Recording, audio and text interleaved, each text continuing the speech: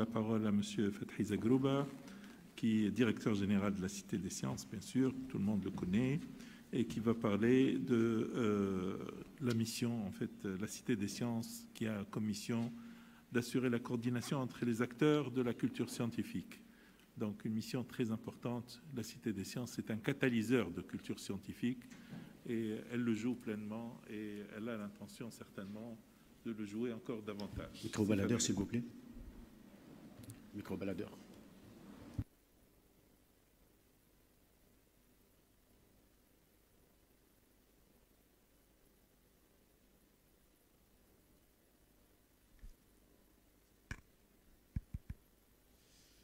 Bon, nous y sommes. Voilà, c'est donc la dernière intervention de ce programme assez riche. Je souhaiterais, avant de terminer donc, et avant d'aborder cette dernière présentation, remercier de nouveau tout d'abord tous ceux qui ont répondu présents. Ça va? Donc je remercie tout le monde pour être patient et avoir accordé l'intérêt nécessaire pour ce programme qu'on a voulu faire de ces différentes interventions un boostage, on booste un petit peu donc, les compétences en Tunisie et les différentes institutions, surtout leur avis en ce qui concerne la formation d'un réseau national des acteurs et la diffusion de la culture scientifique. Donc je passe directement à la présentation. Par la suite, j'essaierai de faire un peu donc, le tour des tables parmi les présents afin de restituer un petit peu les outputs de cette rencontre. Alors, la Cité des Sciences, donc je vais essayer de repartir là où j'avais terminé hier. Donc, comme vous pouvez le lire, notre vision stratégique à la Cité des Sciences, afin de pouvoir assumer la mission qui nous est attribuée par les textes de création de la Cité, à savoir, à l'époque, en 92, on parle uniquement de la vulgarisation de la science, maintenant on parle plus que la science, et ça, vous avez certainement pu le détecter auprès des interventions de nos collaborateurs européens, à savoir, en plus de la vulgarisation de la science, on parle de l'innovation, on parle aussi de la technologie ou technique, on parle aussi de l'industrie. Donc je pense qu'il est temps, comme il a dit M. Raphaël, et j'avais dit hier aussi, qu'il va falloir peut-être revoir un petit peu le texte de création et le faire évoluer pour être au diapason de ce qui se passe à l'échelle internationale auprès des établissements similaires à la Cité des Sciences pour pouvoir assumer cette responsabilité et tenir compte des évolutions perpétuelles et de mutations à l'échelle internationale en la matière. Alors, notre vision stratégique se compose pratiquement de 5 points, donc à savoir, tout d'abord, il faut qu'on dispose d'une culture scientifique renouvelée, en termes de contenu, mais en termes aussi d'équipements scientifiques, des espaces scientifiques, de la logistique et des compétences aussi requises. On essaie de créer donc une meilleure synergie avec les systèmes non seulement éducatifs, mais aussi universitaires, la société civile, la société savante. Il va falloir penser à la création de consortiums qui puissent appuyer nos actions, non seulement au niveau de la capitale, mais surtout dans les régions défavorisées à l'intérieur du pays. Parce que quand le jeune apprend à composer avec des structures locales, il lui est encore plus facile de pouvoir poursuivre son évolution avec les mêmes personnes, avec les mêmes traditions, les mêmes coutumes locales. C'est pour cela que pour réussir une action quelconque qui vise ces régions, il faut penser de prime abord l'intégration et l'association des forces de proposition, mais aussi d'encadrement et d'assistance au niveau local, qui ne pourrait être autre que tout d'abord, je dirais le pouvoir local, les localités, à savoir la municipalité, donc les communes qui sont composées un petit peu par l'ensemble de composants de diaporama politique, mais aussi social, les associations, les maisons de culture, les clubs aussi scientifiques, les institutions éducatives et universitaires. Donc, il va falloir penser à fédérer, à embarquer tout ce monde-là autour du projet local pour pouvoir espérer le faire réussir et surtout qu'il soit attractif pour qu'il puisse atteindre les défis et les objectifs escomptés de la mise en place et en œuvre de ce genre d'action. Par la suite, il faut penser à des espaces digitales. J'ai piqué ce mot de notre amie Sophie hier. Donc, les espaces physiques et les espaces digitaux. Parce que les espaces digitaux ont connu ces 2 dernières années une évolution très importante qui ont permis d'ailleurs à tous les acteurs en termes de sciences et technologies, non seulement la diffusion, mais même la formation, c'est de rester en contact avec la population concernée. Donc, s'il n'y avait pas ce net, s'il n'y avait pas cet espace digital et numérique, on n'aurait jamais pu pouvoir communiquer et maintenir l'information avec la population. Donc, il va falloir maintenant penser aussi à créer un peu de contenu numérique pour pouvoir les véhiculer auprès de la population cible, en plus, bien évidemment, de ce qui est interactif, qui ne peut être que les manipulations et les équipements scientifiques disponibles, que ce soit au sein de la cité dans ces espaces scientifiques ou aux antennes de la cité qui vont être étendues pour couvrir un petit peu toute la cartographie géographique. Mais il va falloir aussi penser qu'il y a d'autres acteurs en termes de sciences et technologies qui disposent d'équipements dont la cité ne dispose pas. C'est pour cela qu'il va falloir penser à croiser un petit peu les compétences, mais aussi à mutualiser les moyens. Donc c'est pour cela que le projet doit être collaboratif dès son démarrage, non pas penser à embarquer des gens en cours de chemin. Donc même pour l'aspect, je dirais, psychologique de l'individu, qui est le déterminant de la réussite de toute action, il faut qu'il soit embarqué dès le départ et qu'il soit partie prenante. Par la suite, on a donc le renforcement de l'attractivité d'un public large et notamment jeune. Bien évidemment, quand on dit jeune et la jeunesse en général, ça va être l'élite de demain.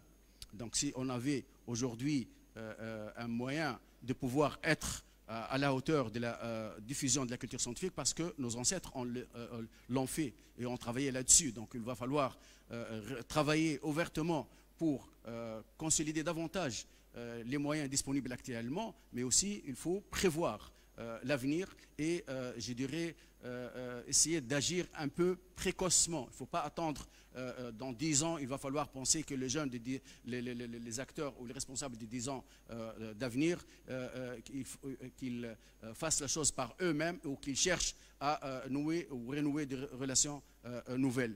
Donc il va falloir préparer l'avenir dès à présent en commun.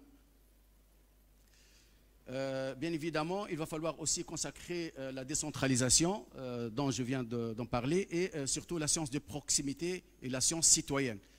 Il est très important de penser à faire participer aussi les citoyens dans quelques programmes. Je dénote par exemple l'action qui a été menée par la Cité des Sciences dans le cadre de la coopération donc avec nos collaborateurs espagnols pour matérialiser un petit peu les livrables des projets de jumelage interinstitutionnel entre les 2 ministères de l'enseignement supérieur espagnol et tunisien qui a été financé par l'Union européenne, donc Monimay. Monimay il se base toujours, il se basera ultérieurement sur l'action de l'individu, donc du citoyen. Alors le citoyen va prendre le projet comme étant le sien. Donc il va se déployer à fond, il va s'intéresser autant, mais il va aussi proposer de nouvelles peut-être orientations pour le faire développer vers ses ambitions à lui. Notre plan d'orientation stratégique pour pouvoir répondre à ces 5 points s'articule aussi autour de 5 points, à savoir donc, les espaces scientifiques qui devraient être mis à niveau, comme je l'avais dit, en termes de contenu, mais en termes aussi d'équipements scientifiques. Les activités devraient être diversifiées, complémentaires, bien dimensionnées au désir de récepteurs qui est soit les visiteurs, sinon le jeune en premier lieu, comme on l'avait dit.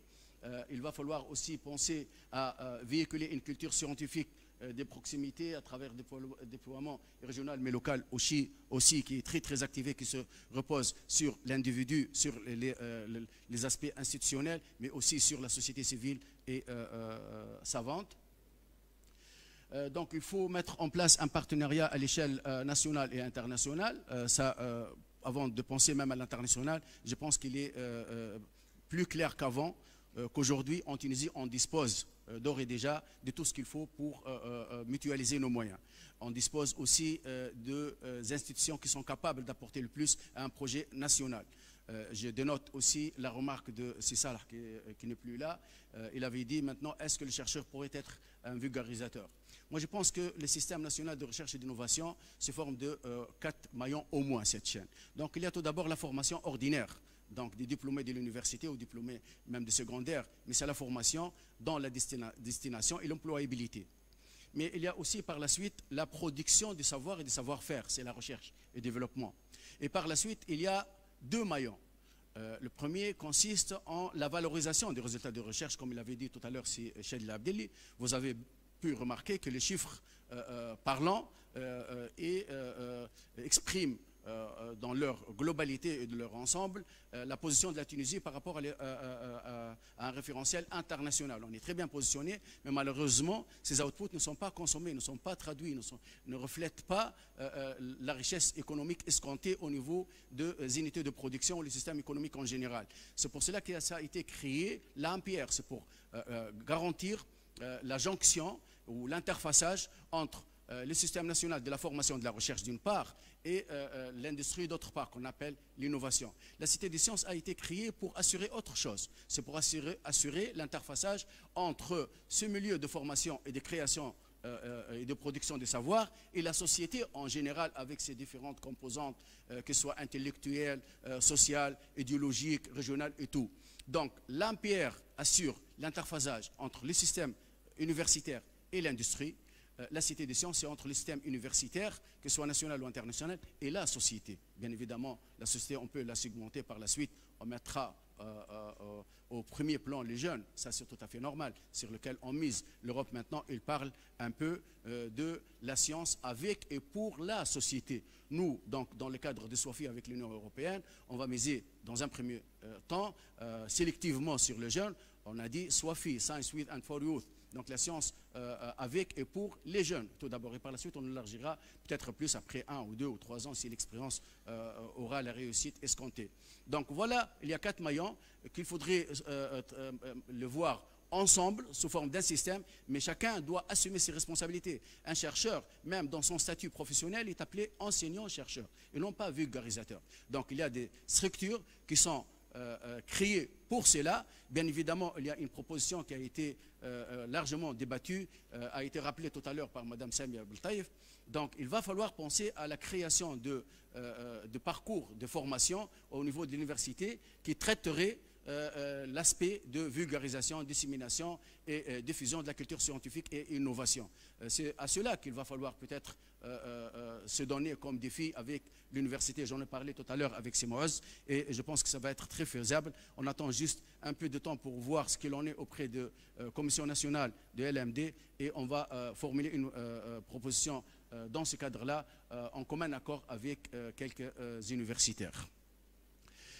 Bien évidemment, par la suite, on trouve donc la mise à niveau et l'optimisation de la logistique. Donc, il faut savoir exploiter la logistique disponible déjà parce qu'elle est sous-exploitée. Et ça, pas uniquement au niveau de la Cité des sciences, au niveau de tous les établissements tunisiens, quelle que soit leur vocation, quel que soit leur secteur d'action, le matériel existant, il est rarement, pour laisser quelques exceptions, il est rarement bien exploité. Donc, il va falloir tout d'abord bien exploiter le matériel acquis parce que ça coûte de l'argent. Maintenant, les moyens ne sont plus aussi bien disponibles que ce que l'on était auparavant. Donc, il va falloir rentabiliser ce matériel et mutualiser les moyens entre les institutions. Donc, former un réseau. Ça, il est indispensable pour le moment. Et enfin, donc, on essayera de mieux gouverner donc, le système tout d'abord et passer, bien évidemment, prendre place dans le transfert et la transformation digitale, donc la digitalisation du système, ça fait gagner beaucoup de temps tout d'abord, beaucoup de précision, mais surtout d'être à la page au niveau de l'évolution de la nouvelle technologie de l'information, de la communication et de la commande. Alors, on a beaucoup travaillé à la Cité sur le partenariat national. On s'est orienté tout d'abord vers les différentes composantes de l'université. Et c'est pour cela qu'on a signé des conventions avec toutes les universités tunisiennes et avec les offices des œuvres universitaires, notamment celui de Nord, qui compte à peu près 130 000 étudiants, plus que la moitié des étudiants tunisiens. Il compte une douzaine de centres culturels qui ont les espaces, ils ont le programme, ils n'ont pas le contenu. Donc là, on a élaboré un très bon programme. On va essayer de le mettre en exercice dès que la situation le permettra, surtout après la signature du projet SWAFI, qui était prévu pour la 3e fois au mois de septembre, mais ça va plus tarder, je pense, parce que ça a été prononcé officiellement. Je pense que d'ici la fin de l'année, ce projet SWAFI va être co-signé pour pouvoir passer à l'action. Donc, après la signature de conventions avec les différentes composantes du système universitaire, on s'est orienté vers le deuxième ministère qui est le plus important, parce qu'il ne faut jamais oublier que lorsque la Cité des Sciences a été créée, c'était l'époque du ministère de l'Éducation, de l'enseignement et de la formation professionnelle. Et la population la plus importante était parmi les élèves, et ça reste toujours. On a 2 300 000 élèves en Tunisie actuellement. On a 240 000 étudiants. On a 120 000 enseignants. On a 120 000 entre enseignants et cadres écolières, du primaire jusqu'au secondaire. C'est énorme. Donc il va falloir encadrer tous ces gens-là, mais il va falloir traiter avec eux pour pouvoir diffuser l'information scientifique comme il se doit, où tout le monde prendre part, mais par la suite sera redevable aussi à la société afin que ça se reflète sur la société et sur l'économie notamment. Donc, après le ministère de l'Enseignement supérieur et de la Recherche scientifique, on s'est orienté vers le ministère de l'Éducation, par la suite le ministère de la Jeunesse et du Sport, là où il y a beaucoup d'associations, là où les gens s'intéressent beaucoup plus aux activités des associations et des clubs, et on a signé une convention avec l'Observatoire national de la jeunesse. Et on a établi un programme très très intéressant aussi qui sera mis en œuvre très bientôt donc avec le démarrage de ce projet. Mais ce projet en fait ne vient que pour renforcer un petit peu, comme on l'avait dit, tout d'abord le développement de compétences, renforcement des capacités, mobilisation des moyens, des choses qu'on faisait auparavant. Et la Cité avait toujours œuvré avec la jeunesse et avec les régions à travers l'itinérante, mais à travers aussi les antennes qui sont programmées pour toutes les régions du pays, mais ce qui manquait, c'était les moyens. Donc avec Sophie, on va pouvoir joindre l'utile à l'agréable et accélérer un petit peu tout d'abord le processus, mais élargir pour embarquer beaucoup plus de gens que ce que l'on était prévu au départ, parce que tout dépend des moyens disponibles. Donc après le ministère de l'enseignement supérieur avec ses différentes composantes, donc le ministère de l'éducation, de la jeunesse, bientôt d'autres ministères prendront aussi place dans ce consortium. Il y a la société civile. La Cité des Sciences avait toujours travaillé avec la société civile, avec des clubs, avec des associations, notamment Jeunes Sciences, donc l'association de l'aéronautique, l'association de l'astronomie, donc REAC, plein d'associations qui ont déjà leurs locaux, leurs bureaux à la Cité gratuitement pour qu'ils puissent être opérationnels avec les équipes de la Cité qui font le travail convenablement depuis des années. Mais là, il y a des concepts nouvelles issus de benchmarking de ce que nous avons déjà vu tout au long de ces 2 jours, mais même auparavant. Et on va continuer aussi à prospecter un petit peu ce qu'il en est de ce côté-là à l'échelle internationale pour pouvoir se doter de meilleurs moyens et mécanismes et process de diffusion de la culture scientifique qui devient de plus en plus important dans la société. Bien évidemment, donc la société savante, là on trouve des gens diplômés de l'université qui agissent dans les programmes des clubs, d'associations, dont j'en ai parlé tout à l'heure. Par la suite, il y a les startups nouvelles qui contribuent activement à l'animation des clubs au sein de la Cité, des clubs thématiques qui ont repris d'activité. On est passé d'un certain nombre, au moins au double ou au triple au cours de la dernière année. On espère pouvoir multiplier encore davantage parce que la demande ne cesse de s'agrandir des jeunes de partout, surtout pendant les vacances, et afin de compléter un petit peu les acquis de l'élève et de l'étudiant au banc de l'université et de l'école. Bien évidemment, il y a par la suite donc tout ce qui est mass média, parce qu'on pense qu'il faut médiatiser, il faut beaucoup parler de ce programme, il faut beaucoup parler de l'importance de la démocratisation de la science proche des citoyens, donc de proximité, de la science citoyenne. Beaucoup de slogans qui commencent à prendre place dans les dialogues et dans les échanges entre les scientifiques et la société, mais aussi les industriels. Si on n'en parle pas suffisamment dans les médias, les gens ne sauront jamais que ça existe. Donc, les médias sont un partenaire fiable, durable et sur lequel on va pouvoir compter beaucoup. C'est pour cela qu'on a engagé même des cycles de formation sur la médiation scientifique, parce qu'on a ressenti que la science est quasi absente de tout ce qui est véhiculé au niveau des médias en général. Alors, le partenariat national, donc comme on a dit, les objectifs généraux, c'est la mobilisation de l'ensemble des acteurs en la matière afin d'élaborer des programmes communs. Avant même de s'adresser à nos partenaires étrangers, il faut tout d'abord qu'on se mette, nous, ensemble, d'accord sur les besoins de la société tunisienne en termes de connaissances scientifiques, technologiques et innovation, et pourquoi pas aussi les industriels et les startups, bien évidemment. Une fois on se met d'accord ensemble, et là on peut s'inspirer même de l'exemple qui a été cité par Mme Sophie tout d'abord au niveau de Paris, donc 4 centres qui se sont réunis, c'est l'Univers France, mais par la suite il y a le réseau européen. J'avais posé la question, qu'est-ce qu'il vous a apporté? Elle m'a répondu au moins par une phrase que j'ai bien captée, c'est de pouvoir postuler à des appels compétitifs à l'échelle internationale pour pouvoir décrocher de fonds. Donc tout le monde pense la même chose, que ce soit au nord ou au sud de la Méditerranée, il faut tout d'abord disposer des moyens. Parce que si on a les moyens, on se permet même de faire des faux pas et par la suite rectifier au fur et à mesure. Mais si on n'a pas les moyens, on ne peut pas assumer notre mission convenablement.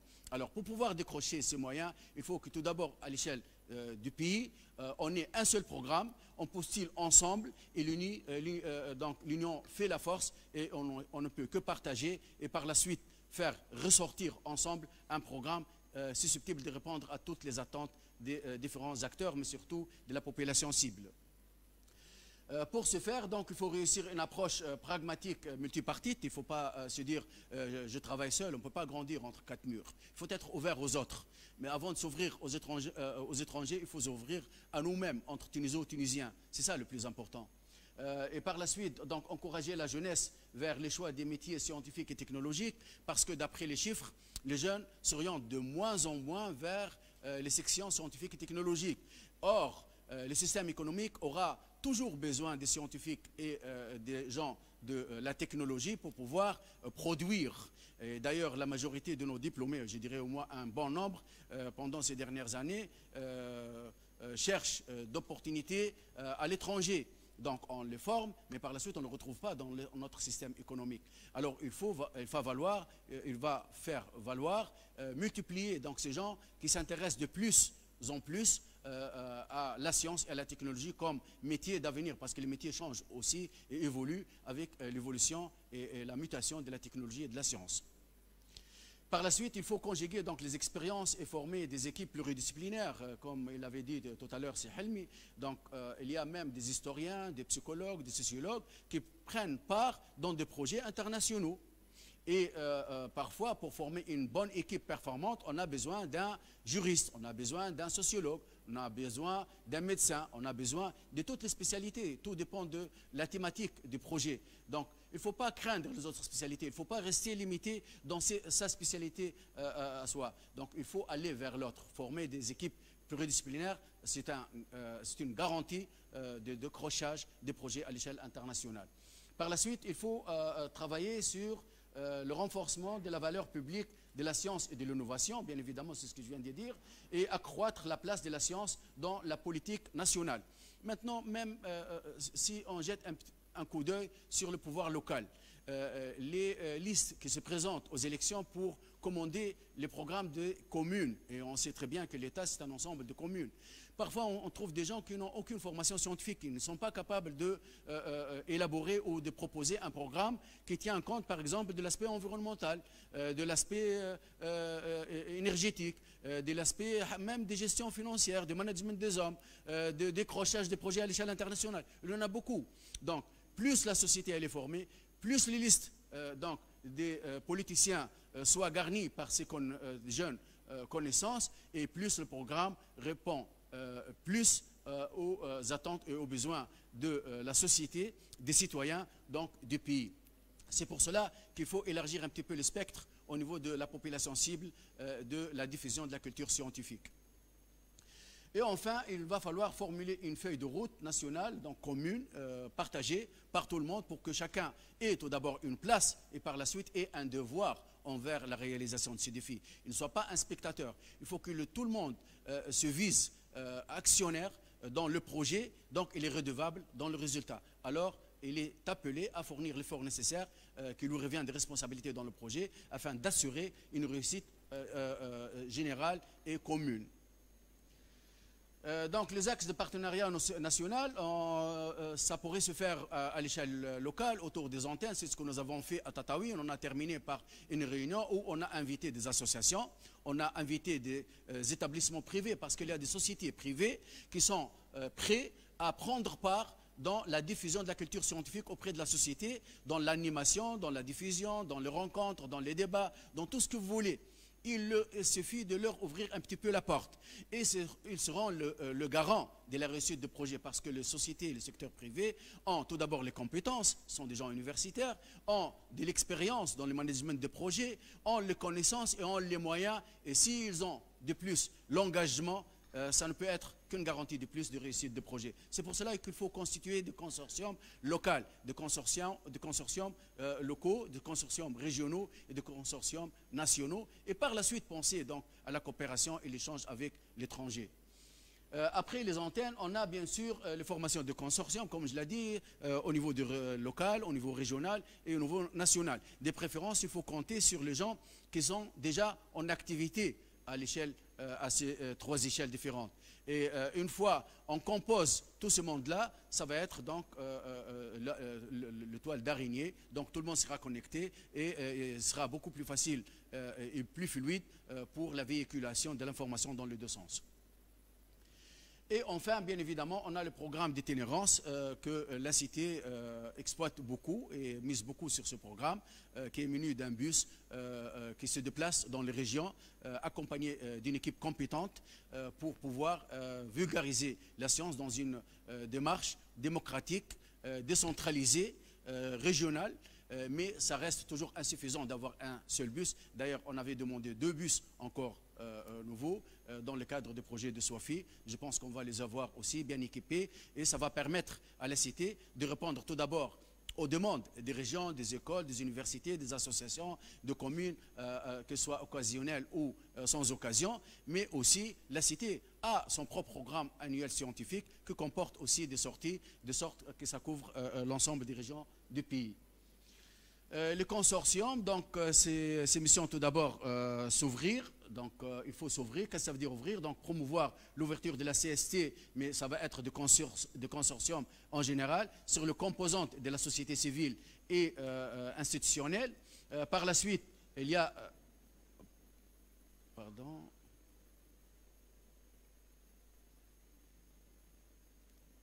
Voilà.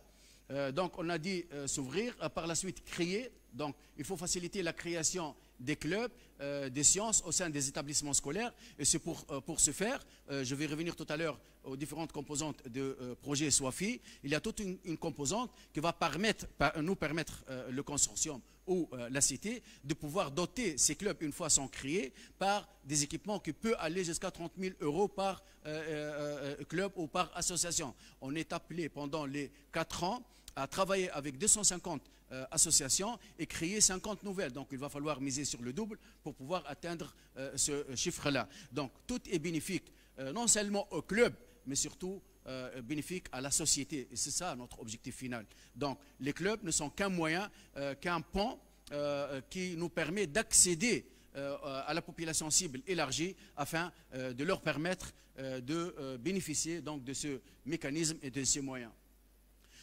Par la suite, donc, on a organisé des foires et des sessions de formation scientifique, des ateliers interactifs, des rencontres de formation, ainsi de suite. Par la suite, donc faciliter, il va falloir faciliter l'installation des représentations régionales d'autres antennes à Jandouba, on a dit, à Kérouan, à Gabès, à Sfax et aux différentes régions, autant que les moyens le permettront. Par la suite, donc, on a exploré exploitation des espaces de la CST pour l'organisation des activités. Et là, s'adresse notamment aux chercheurs et aux centres de recherche afin d'accéder à la Cité pour organiser dans ces locaux soit tout d'abord des activités de formation ou des démonstrations, ou aussi d'exposer un peu les outputs de leurs recherches et leurs inventions afin d'éveiller la curiosité de nos visiteurs, notamment les jeunes, de prendre connaissance des outputs de la recherche. Et ça a double effet. Tout d'abord, effet politico-social, mais surtout effet d'élite des jeunes pour qu'ils se rendent plus vers la science et l'innovation. Donc par la suite, la créativité, donc il faut élaborer conjointement des sondages afin de pouvoir juger, comme on l'avait dit, il faut disposer des indicateurs qualifiables, quantifiables, mais surtout mesurables et à la fin livrables, pour qu'on puisse s'auto-évaluer tout d'abord. Par la suite, on sera soumis, bien évidemment, les bailleurs de fonds doivent vous demander des comptes, donc on va se soumettre à une évaluation de l'avancement de l'activité par rapport à ce qu'il était engagé dans les projets. Et pour ce faire, il va falloir travailler selon une méthodologie scientifique où tout le monde prend part. Donc là, il y a incité, il va falloir donc inciter les jeunes à choisir les filières scientifiques et technologiques pour les raisons dont j'ai évoqué tout à l'heure. Faire bénéficier donc une large population des activités scientifiques mutualisant, donc là où tout le monde prend part, donc ça c'est l'élargissement. Par la suite, donc les conventions, là vous trouvez donc le ministère de l'enseignement supérieur, les universités publiques, mais il y a aussi les universités privées, les start-up, là c'est l'observatoire. Donc là, c'est l'association, c'est l'ONU. Ça, c'est l'ONU, l'Office des œuvres universitaires. Là, c'est l'Observatoire des jeunes, le ministère donc, de la jeunesse et du sport, le ministère de l'éducation, société civile et les associations qui nous sont assez proches pour le moment dans l'ensemble de nos activités. Alors, que faut-il attendre de la coopération internationale? La coopération internationale va nous permettre au moins 5 acquis évidents, à savoir tout d'abord l'intégration des réseaux internationaux, tout ce que ça pourra apporter, notamment ce qui a été dit, mais il y en a d'autres objectifs atteignables facilement. Il y a aussi le développement de compétences à travers les stages. D'ailleurs, on a reçu il y a 2 semaines une mission, une délégation espagnole avec qui on a beaucoup échangé en termes non seulement du savoir, mais en termes aussi de production, tels que les spectacles, mais aussi l'application Monimai qui fait appel aux algorithmes mathématiques, à l'intelligence artificielle et la participation des citoyens, la communication et autres. Et c'est à travers ces genres de petits projets qu'on pourra mutualiser un petit peu les moyens, mais le savoir et le savoir-faire, et échanger l'expérience et partager le savoir avec nos collaborateurs étrangers. Des préférences qu'on se présente en une seule famille nationale, là où tout le monde est place et se retrouve et inscrit ses activités plutôt que chacun déniche seul des petits morceaux qui ne suffisent pas pour pouvoir assumer correctement nos activités. Et ça reste toujours la dispersion des moyens qui n'est jamais le meilleur moyen. Ensemble, on ne peut être que plus solide, que plus efficace et le résultat ne pourra être que plus intéressant. Sinon, il y a donc le renforcement des capacités. Là, les capacités dont je viens de parler, donc le programme, les spectacles, et certainement il va en avoir d'autres, comme l'exposition. D'ailleurs, on va avoir une exposition gratuitement au mois de novembre. Et vous savez, l'exposition peut coûter des dizaines, des milliers de dinars, mais surtout l'intérêt scientifique qu'elle peut apporter, parce que la production seule n'est pas facile. Donc, on va essayer de coproduire ensemble avec nos partenaires espagnols et français à ce stade-là. Et là, on va acquérir un petit peu le métier. Donc, c'est la formation action. On va avoir la mobilisation des moyens, ce n'est pas le plus important, comme il me dit Siraj. C'est vrai, il y a l'assistance technique aussi, mais c'est très bien aussi que les moyens sont aussi intéressants si ce n'est plus. Alors avec les deux, ça sera encore mieux. Hein. Et enfin, donc l'échange d'expériences réussi et c'est aux standards internationaux. Donc on va se mesurer à ce qui se passe à l'échelle internationale. On ne reste plus fermé entre nos 4 murs, mais plutôt se servir des moyens et des mécanismes utilisés dans les pays industrialisés qui évoluent avec le temps. Donc on va se retrouver à un standard d'indicateurs de performance reconnus à l'échelle internationale, et pourquoi ne pas passer à la normalisation donc internationale et la reconnaissance pour la Cité des sciences, soit tout d'abord une vitrine scientifique, non seulement à l'échelle nationale, ça c'est l'évidence, mais surtout à l'échelle internationale. Et là, je suis sûr, avec le potentiel dont la Cité dispose, notamment les ressources humaines, dont une bonne partie, je ne dirais pas une grande partie, parce que entre 270 et quelques dizaines, mais il y a une partie qui est devant moi, surtout les animateurs et les techniciens, qui sont en train de fournir un effort considérable, malgré les difficultés par lesquelles on est passé. On n'a jamais coupé les activités, on est passé de ce qui est présentiel à ce qui est virtuel, à ce qui est numérique. C'est pour cela qu'on appelait donc que ce soit sur place, physique, digital. Donc, c'est les espaces physiques et les espaces digitaux. Merci, mes collègues. Je suis sûr qu'on va faire des meilleures choses avec plus de moyens. Alors, maintenant, les objectifs de la coopération internationale restent aussi une relation d'alliance et de partenariat scientifique et donc stratégique dans une relation d'égal à égal, ça on l'a déjà dit, et se rapprocher encore plus de la diaspora scientifique tunisienne. Donc, voilà la connexion que souhaiterait vraiment mettre en place. C'est tout d'abord la coopération tuniso-européenne, mais avant de penser à cela, il va falloir obligatoirement, après cette rencontre très intéressante, regrouper tout le monde, réfléchir ensemble, créer ce réseau ou ce consortium et à l'intérieur duquel on va pouvoir engager des discussions profondes sur les aspects qui ont été évoqués lors des interventions de mes collègues, qui méritent d'être approfondis. Il y a beaucoup de points négatifs certainement qu'il va falloir penser comment les surmonter, comment les rectifier, mais on a aussi des points positifs autour desquels on va pouvoir composer ensemble et améliorer le rendement et se présenter en meilleure posture à l'étranger, donc on sera plus intéressant. Parce qu'il faut mettre dans la tête quelque chose, et là mes collègues européens m'entendent certainement, si vous ne pouvez pas apporter le plus aux Européens ou à leur programme, ils ne vous donneront rien. Ça, il faut en être sûr et certain. Mais là, rien ne nous empêche de travailler gagnant-gagnant.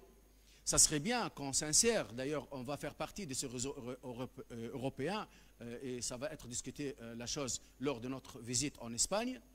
Mais il faut qu'on soit au même standard des Européens. Il faut tout d'abord qu'on exige sur nous-mêmes ce qui est exigé par rapport aux Européens. Il faut qu'on donne avant de recevoir. Ça, certainement, ça mérite aussi de la réflexion ensemble pour se positionner en meilleure posture à l'échelle internationale. Alors, les conventions jusqu'à présent, donc on travaille beaucoup avec la délégation de l'Union européenne. D'ailleurs, ce TAIEX en témoigne.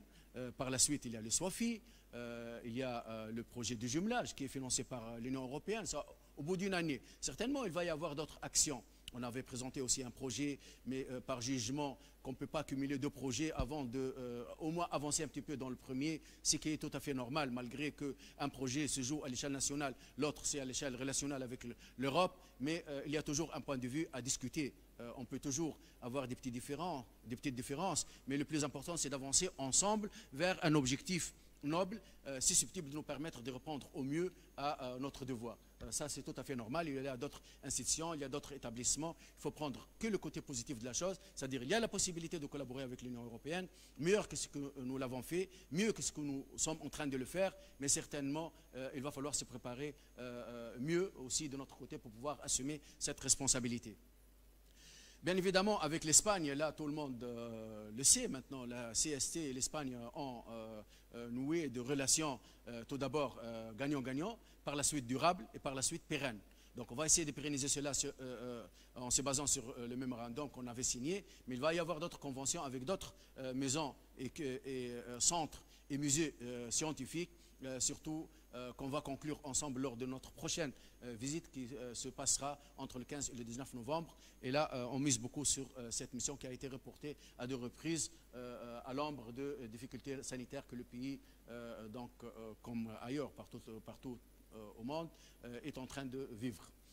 Il y a bien évidemment la France, on a signé une convention avec l'ERD, une convention qui se prépare avec l'IFT, on a une convention avec la Cité de l'espace de Toulouse, on va essayer de l'étendre, on va mettre en place aussi une convention avec Univers France, dont le brouillon est déjà prêt, et ainsi de suite. Donc pour nous, la France est un allié aussi important historiquement dans le présent, mais aussi dans le futur.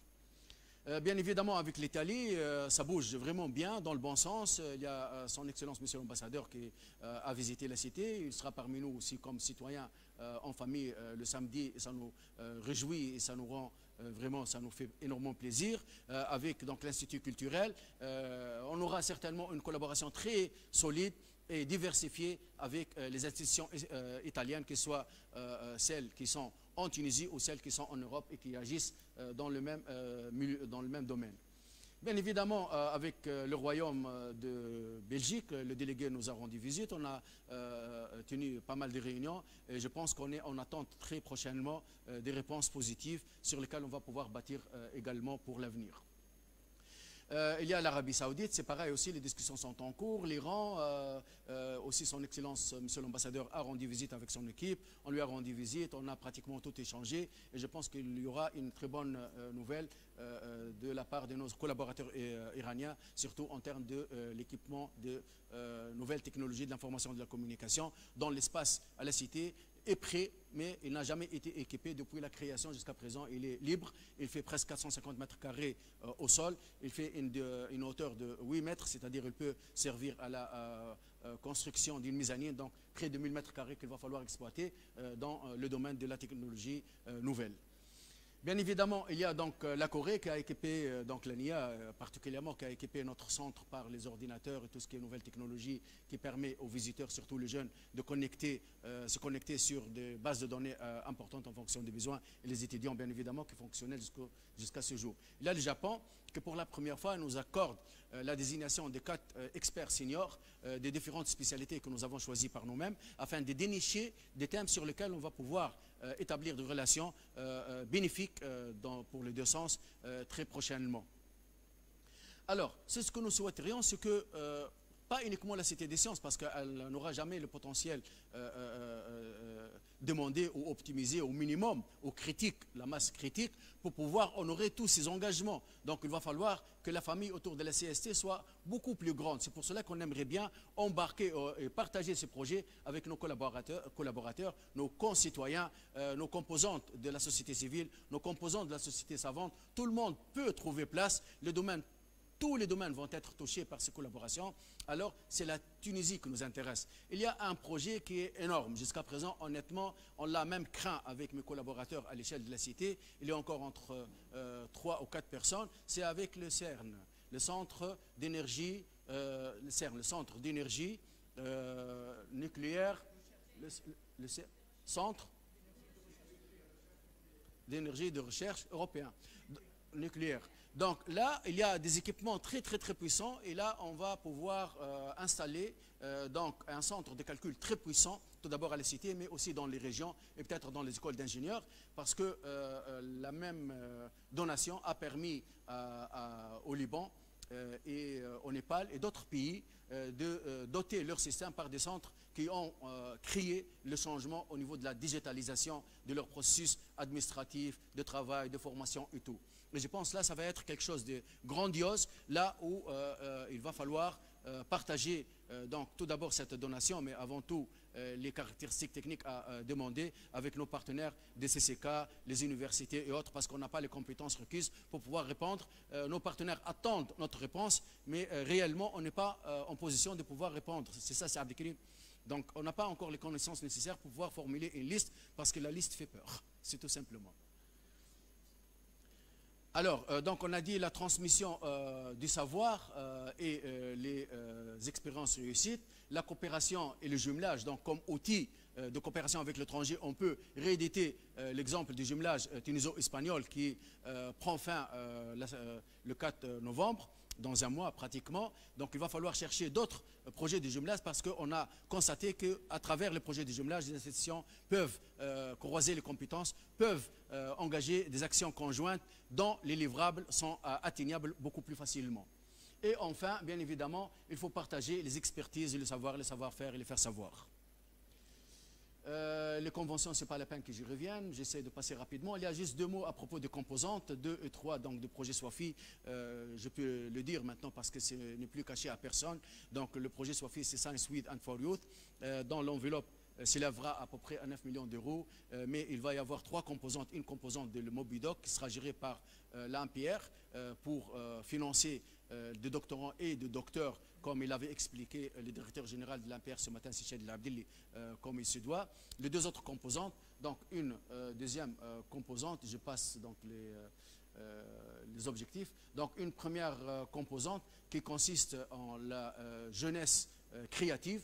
Et là, on va travailler beaucoup avec les sociétés civiles, avec les sociétés savantes. On va leur permettre de s'équiper par des équipements qu'ils choisiront, mais on le choisira ensemble, pour pouvoir travailler en toute autonomie, mais en coordination avec la Cité des Sciences, pour pouvoir diffuser la science et l'innovation auprès de la société, et pourquoi pas ne pas booster un petit peu les compétences pour créer de start-up nouvelles, donc promouvoir l'esprit entrepreneurial afin de créer l'emploi, mais aussi créer la richesse. Je passe parce que je pense que je me suis un peu attardé sur ces objectifs.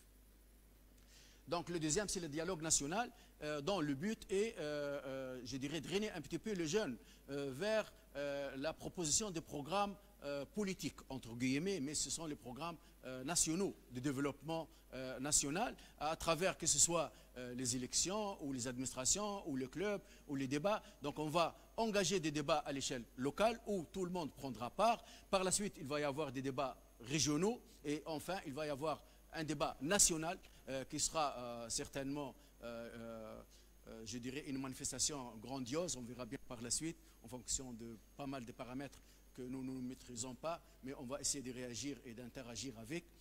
Et je pense que là, les jeunes vont s'exprimer pour la première fois en Tunisie, chose qui ne serait pas orchestrée institutionnellement, mais ça va émaner de la base de la jeunesse et ça va remonter vers le haut, donc elle aura plus de chances de réussir.